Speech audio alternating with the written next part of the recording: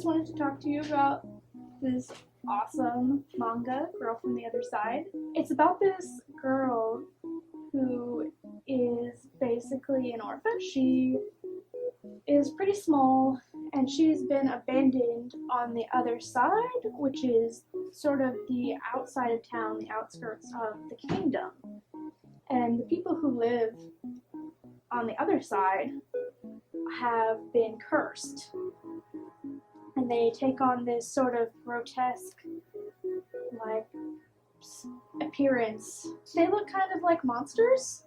Yeah, they look kind of monstery. And they slowly forget who they are, for most of them, and they become unlike humans. And the people who live in the kingdom believe that if you're touched by someone who has the curse, that's how you get the curse. If they believe that a town has been infected by the curse, burn the whole town to the ground. But somehow this little girl escaped.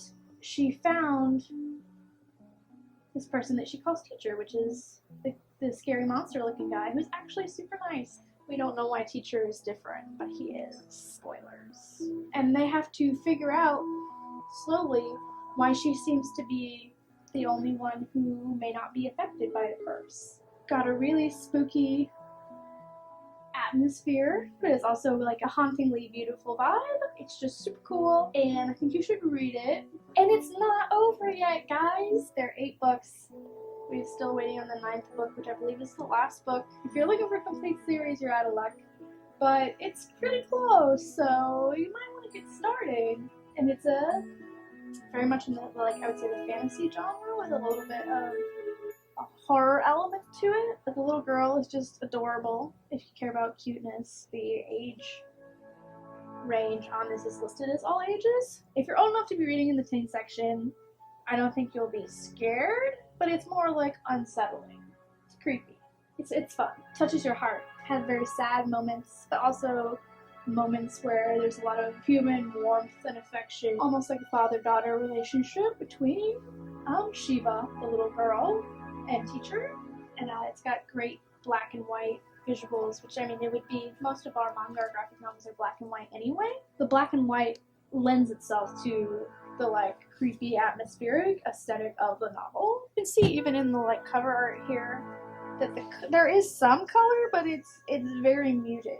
And their world is very muted, bleak. Does examine some deeper issues through allegory, like the king who uses his power in ways that are not always for the best of the people. They have like this cult almost belief in how the curse works. They're really unwilling to examine their biases. They're unwilling to give up their beliefs about what they think the curse is, even when they're faced with evidence that contradicts what they know.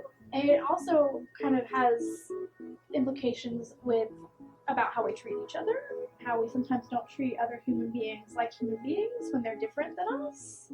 It really takes that subject on though.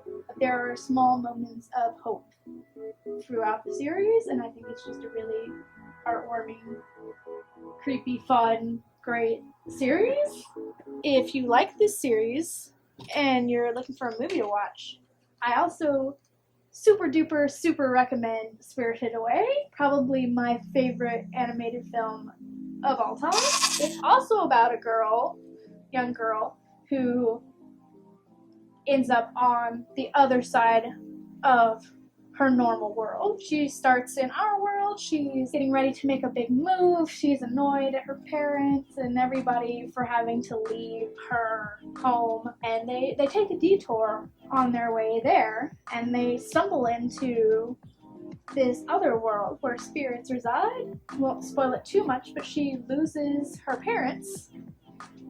Not, you can probably cut that out. That's also a spoiler that they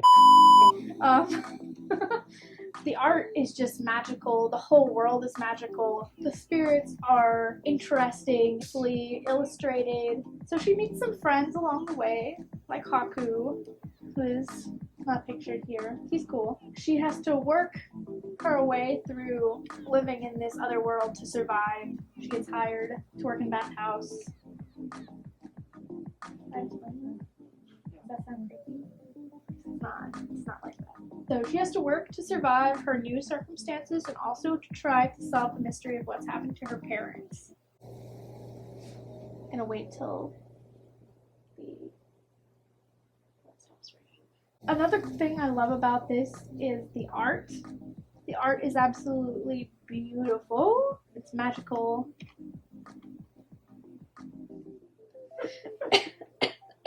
Oh no. Don't get spirited away by that Rona. What else should I say about it? The soundtrack is amazing. It's so beautiful and it matches the tone of all of the scenes so well. Captures like both the exciting, scary moments, the peaceful, quiet moments. The whole thing is just beautiful, exciting, and I love it. There's also There's also a creepy antagonist in this. He's not an antagonist. It's more complicated than that. It's complex, rich. Did I say beautiful? I've only said beautiful about 25 times. Relax. Is that possible? I don't think it's possible. It doesn't come out and say, I'm about this issue or that issue. You can tell how issues, say issues 10 times. I like certain words a lot. Address things like greed without being in your face about greed is bad, but it does show negative consequences, destroying or disrupting nature in a way that is not responsible, but that's kind of spoilers too. Spoilers! Spoilers all around. So many spoilers. So along the way, she meets No Face, who is as creepy as he sounds, and several other friends and foes. I just feel like I'm really serious. It's not really a funny movie. There actually are really funny moments. She is running for reasons I'm leaving up to you, reader. She screams the whole time, and it's hilarious. It's great. Watch this movie and read these books that I've been standing in front of the whole time. Oh no? It's humanity. Humanity.